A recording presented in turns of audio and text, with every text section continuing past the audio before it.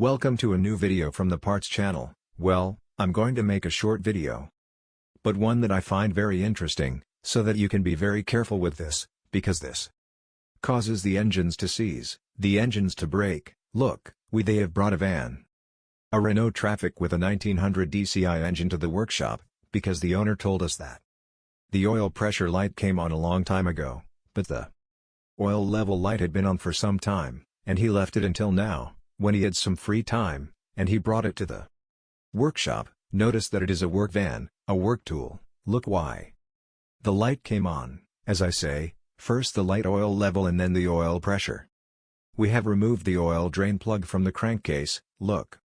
This is the oil that has come out. This is all the oil that has come out. That is, there is not even enough to refill here a glass. This was without oil, and with this, what is achieved is that the engine sees and break. Look, here the problem I had is that the oil was leaking through the gasket, the crankcase gasket was bad.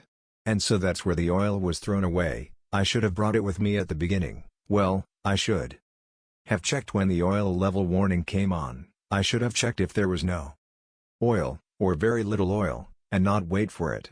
The oil pressure light comes on, because in many cases it is too late. It is too late because the engine is working without oil, and the engine seizes, it breaks. As I say, be very careful with these things. Well, here you have this short video. If it has been useful to you, then don't forget to like and subscribe to the channel.